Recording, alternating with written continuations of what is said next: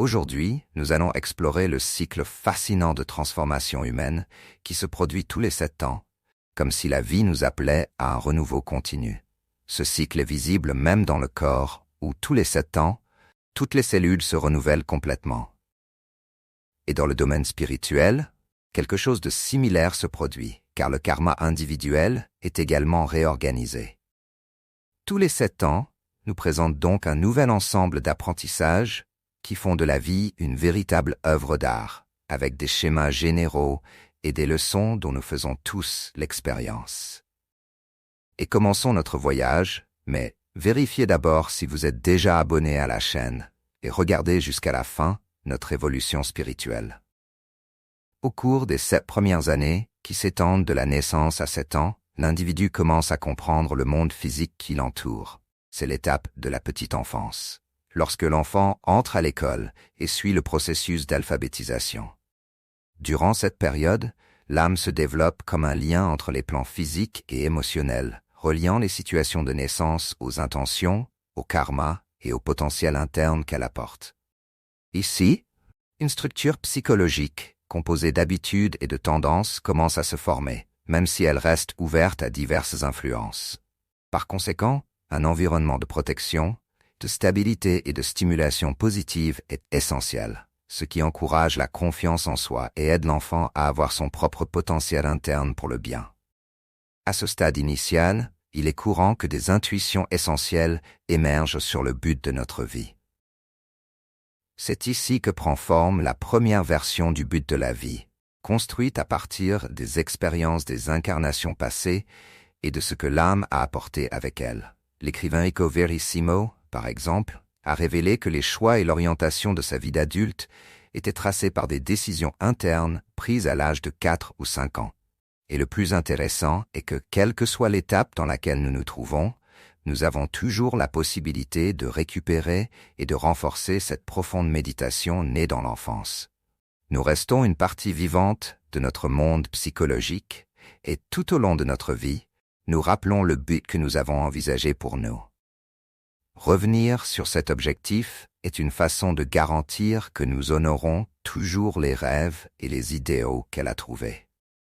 Entre 7 et 14 ans, notre attention se tourne davantage vers le monde extérieur, et nous commençons à être façonnés par les attentes sociales et culturelles qui nous entourent.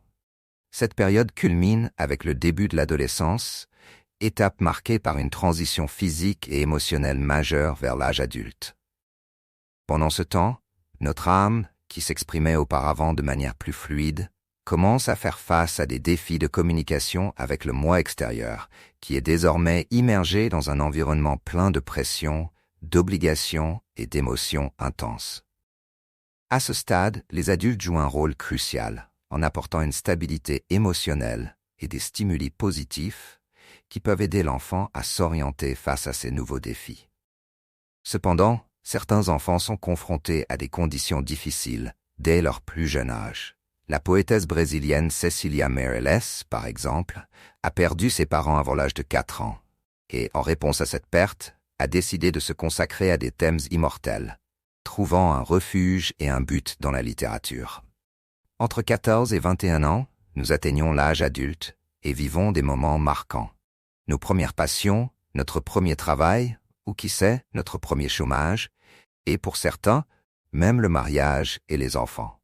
C'est également à ce stade qu'émergent des rêves ambitieux et des idéaux audacieux, comme le désir de révolutionner quelque chose, d'explorer le monde, de se lancer dans un voyage spirituel ou encore d'investir dans une carrière littéraire. La phase est pleine de révolutions personnelles, d'impulsions pour explorer l'avenir.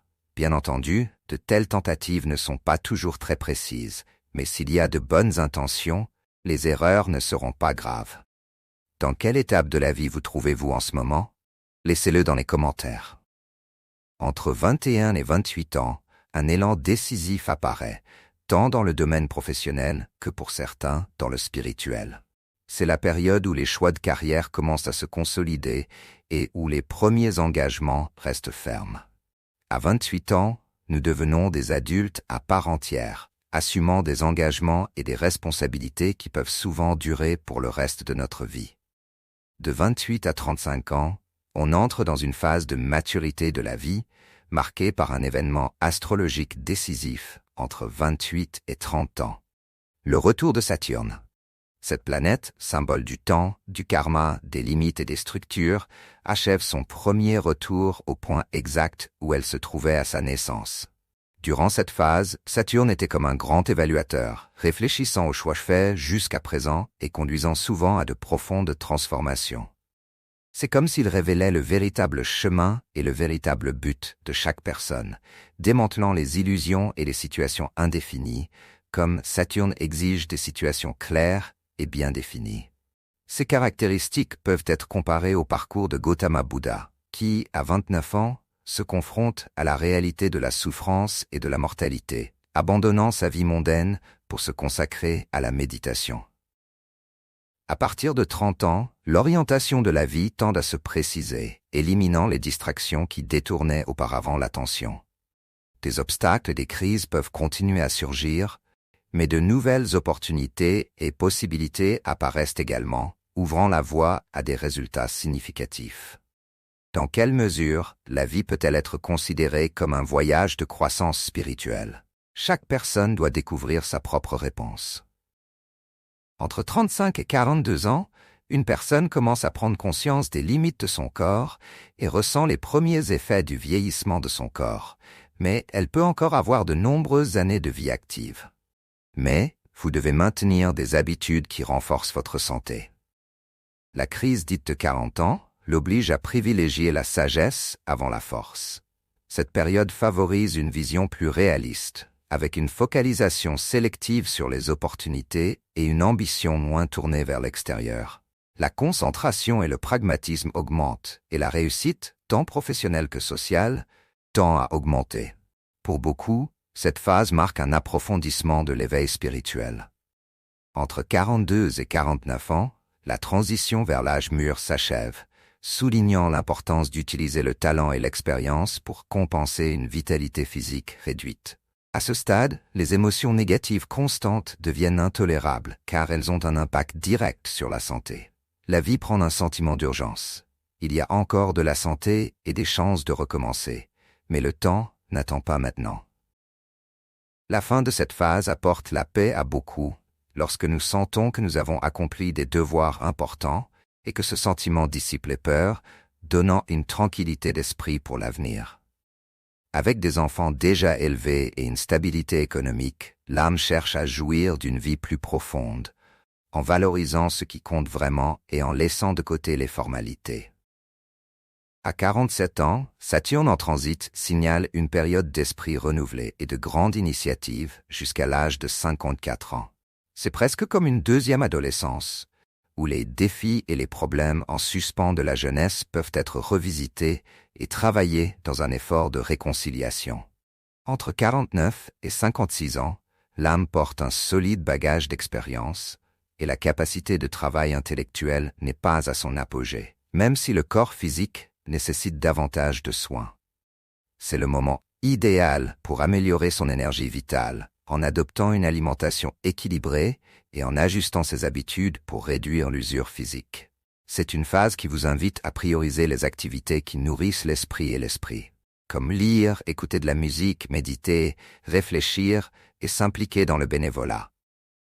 La simplicité devient un guide précieux pour préparer une vie plus pleine et plus heureuse, contribuant à une transition sereine après la mort et, selon certaines réflexions, à des vies futures plus satisfaisantes.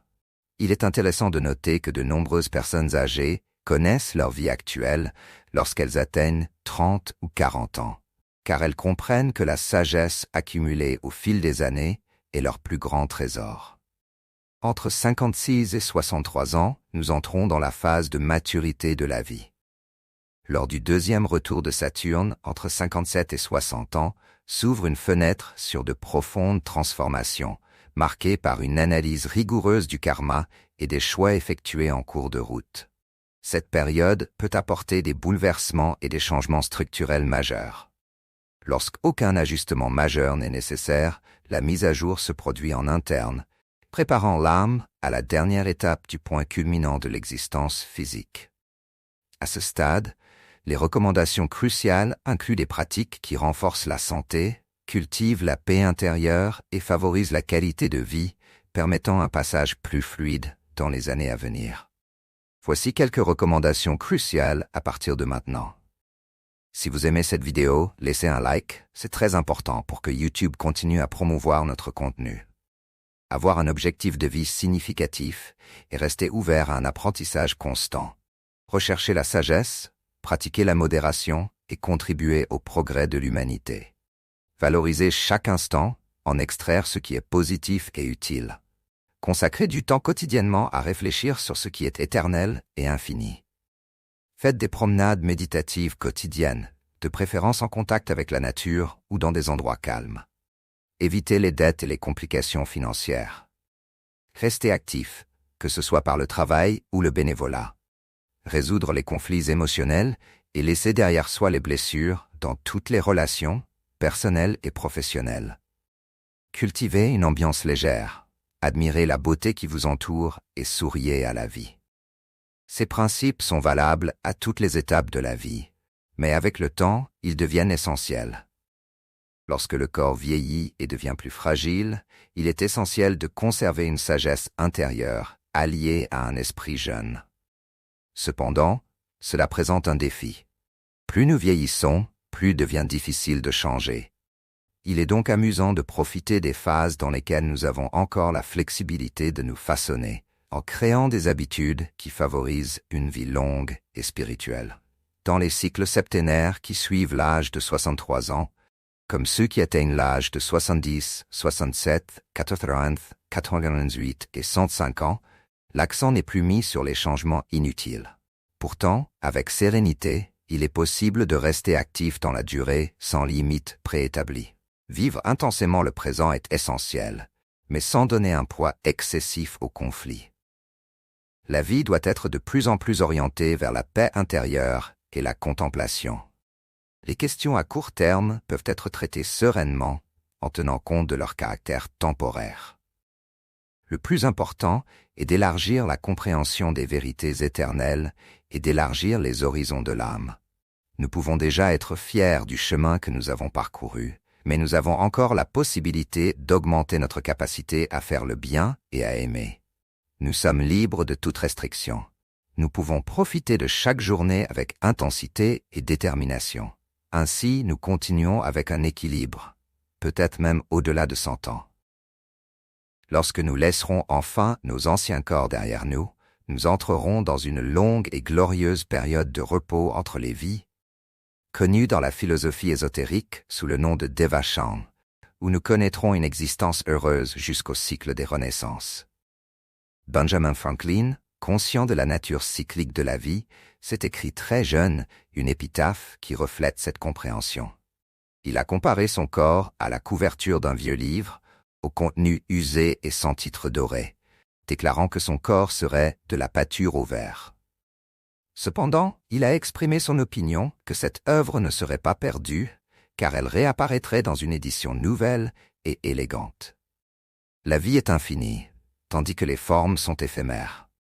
Nous disposons de toutes les ressources nécessaires pour créer magistralement la grande œuvre d'art qu'est notre existence actuelle. Aucune connaissance n'a plus de valeur que la compréhension de cette science de la vie. La sérénité de l'étudiant en philosophie ésotérique naît de la compréhension d'une loi fondamentale. Dans la nature, rien ne se perd ni ne se crée. Tout est en constante transformation.